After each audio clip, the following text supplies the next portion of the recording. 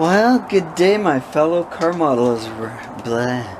Well, good day, my fellow car modelers. We just came outside to check out the sun and temperature, and I think today is a good day to run a test of this Tester's Gloss Bright Red paint. We're gonna spray some of the Volare Roadrunner, a part of it. I don't know which part yet, so we'll give something a shot just to see how red this is.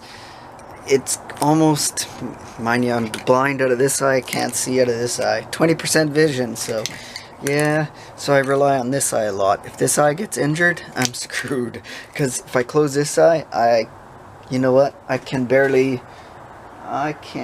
yeah, everything's a blur. I guess that's the way. The tree, this tree, almost doesn't look like a tree. It kind of looks like a blur, so yeah. And the windows, yeah. And let's get out of that phase. Anyhow, yeah, I'm looking for an orangey red.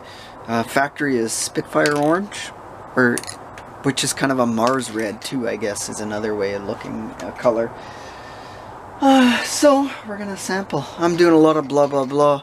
I've been cooped up. I'm not going anywhere in the last 4 or 5 days. I've been sticking at the house because, yeah, I'm pretty sure I caught the, I won't say the C word.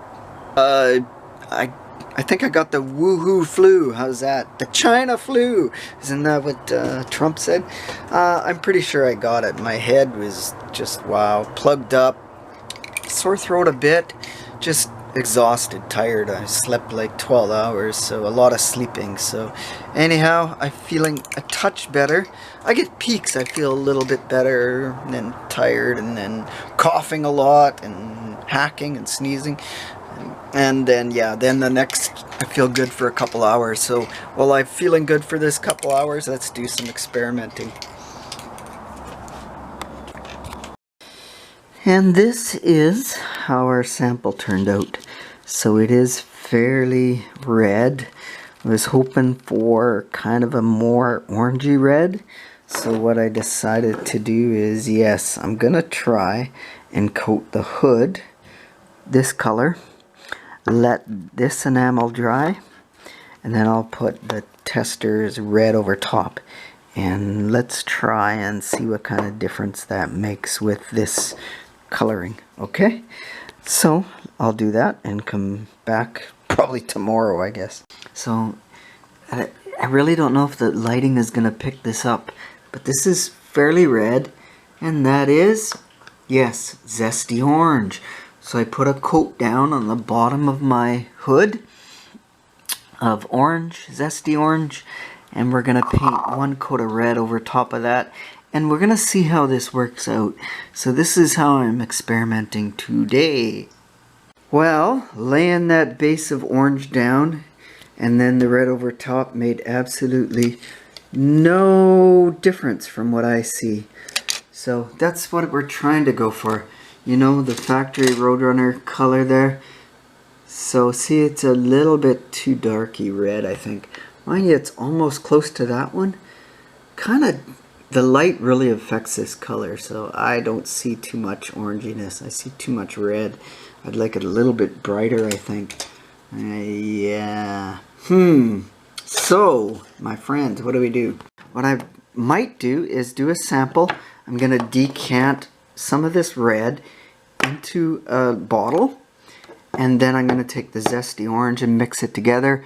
We'll spray a sample, and if we get a decent result, I will do that, is what I'm going to do, because I wanted a little bit more orangey red. So I guess I could, you know what, I guess I could go out and spend the money and find the correct proper color, but you know what, I'm not going to be that pick-ass about going to an extreme exact color on this kit. It's just a basic build. Nobody much is going to see this, I think, other than you guys or me on the shelf. I don't need to be a pick-ass, you know.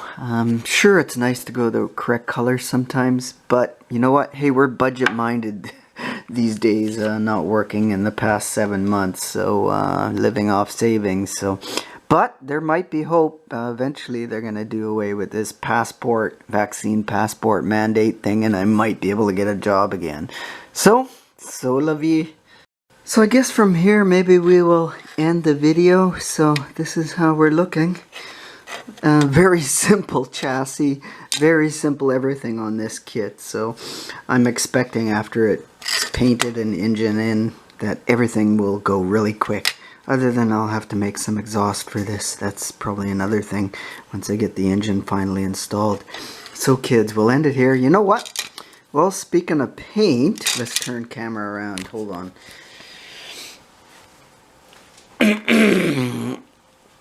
My original trade was bodyman and painter. Way back in 1987, I guess it was. I took the automotive repair course, auto body repair, and graduated. Previous to that course, I had worked at a body shop. I made a deal with the body shop owner who was a friend of the family. I said, hey, you know what? I want my GTO painted. I had a 69 GTO, sorry. I said, you know what?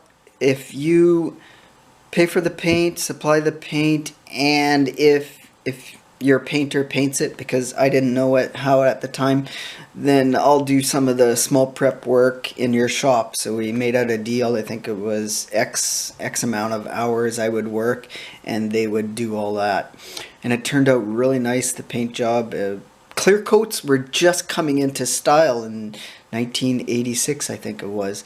So it was a base coat, clear coat that they put on the GTO. I liked the prep work, but I more wanted to do the painting part. So I took the auto body repair course. It was a 1-year community program, community college. And then after I graduated, I went back to his shop and then worked there. Loved it, learning how to paint. And I didn't last long. It was 3 months because he wanted to retire. So he sold the shop off and got rid of the shop. A great guy to work for. Every payday Friday, they would close the shop at 12 noon. And we'd sit outside with a bottle of whiskey and all the workers and horseshoes and pitch horseshoes for till 5 o'clock, 4 or 5 o'clock. Or 4, I guess we ended at 4. I don't know. I can't remember. But it was a lot of fun, yeah, sitting and having drinks. So every payday in the summer, we would do that. And it was all on him. So great place to work for. And then I worked for another shop.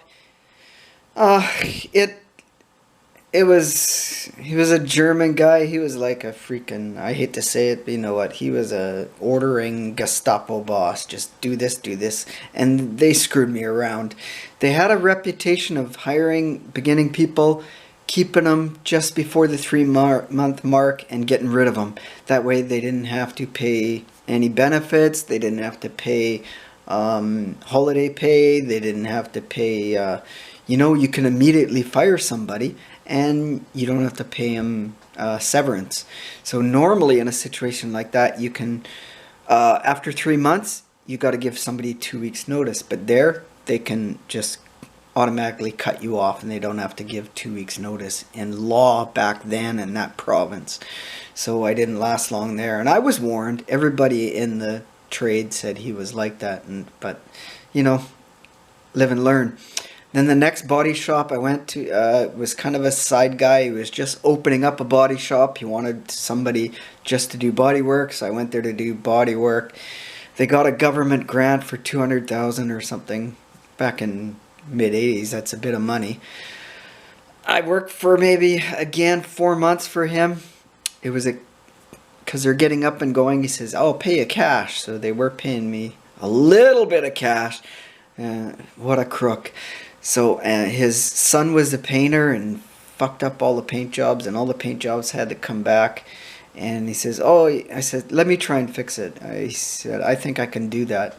Because he did a gold paint job on a truck, and he just blotched it and made runs and everything. So I went back and scuffed it and repainted it, shot it, because gold's a hard color to do, to get the metallics to lay out. And it came back really nice, so he wanted me to do paint after that. But they didn't pay me for a month, and all this money's missing. So, yeah. Eventually, a couple months after that, I heard they couldn't pay off their loan. He took all the money from the loan and used it for his own personal uses.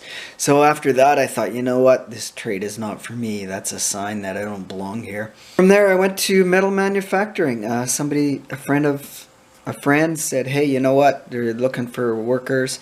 I applied for the job. They seen I had welding experience and sheet metal from working on cars, and they said, you know what, we need somebody, we'll train you the other stuff, the machine shop stuff. So that's when I went into that trade, and that's a different story for another time. See, Chuck, you're doing blah blah blah, tangent here, tangent there, tangent everywhere. That's okay, sharing my life with you, and I say thanks for listening, my friends. I appreciate it very much. I'm gonna end things, gonna go get some rest and try and heal up, and we'll catch you next time. Thanks for listening to me ramble. Love your guys' videos, and I love your comments on my videos. Keep it coming. I read everything, and I get to know you guys that way through your comments. So, you know what? Cheers, peace out to you guys. Stay awesome. Keep building awesome kits.